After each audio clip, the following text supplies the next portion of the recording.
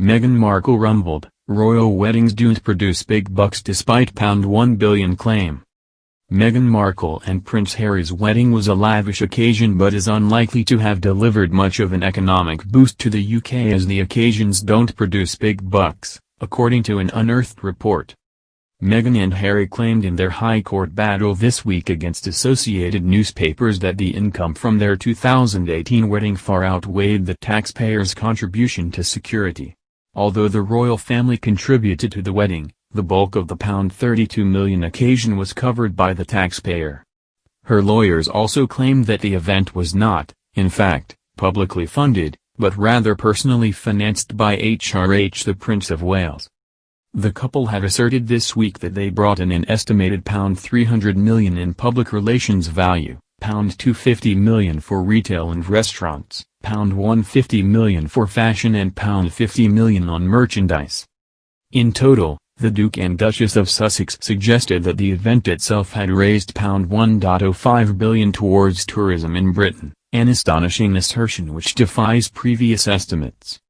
Indeed, several experts did hail the event as a potential windfall in the lead-up to the wedding. For instance, Brand Finance predicted approximately £200 million would come from tourism, travel and hotels.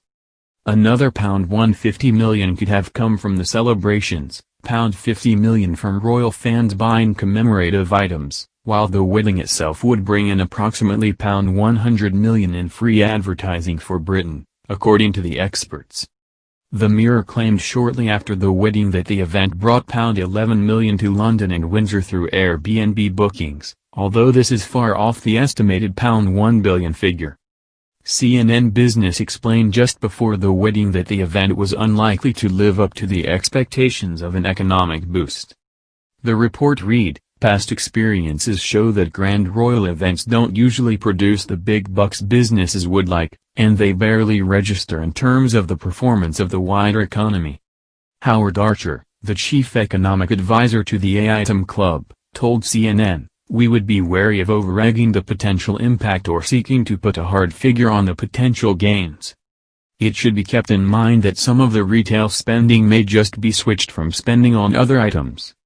CNN added, "If history repeats itself, the royal wedding will fall flat in terms of economics." The UK Office for National Statistics also pointed out that Prince William and Kate Middleton's wedding did not deliver a boost for the economy during their ceremony in April 2011. Many workers took a holiday during their wedding, meaning there was a decrease in output that day. PwC claimed the Cambridge's wedding created approximately £107 million in extra spending. Yet, the CNN report also claimed, ONS data shows that while retail sales spiked in April 2011, they fell the following month. As a result, any splurge in spending after Meghan and Harry's wedding may be followed by a slump in June. It continued, "The boost of the Sussexes' wedding could be offset by those who choose to stay home and watch the event on television, instead of going out and spending money on other activities." Apparently there was no significant boost to tourism either after Kate and William's wedding. CNN continued, "Analysts expect that any spike in visits from royal fans will be counteracted by the desire of other tourists to stay away from the crowds." It added that although a feel-good factor could have promoted more spending after the wedding, it would have faded soon after. Mr. Archer explained, "This will likely be short-lived as it does not affect the economic fundamentals facing households." Meghan and Harry's claim follows months of frustration from the British public after taxpayers contributed to both their wedding and renovations for their home Windsor cottage, especially as they have both stepped down as senior royals this year.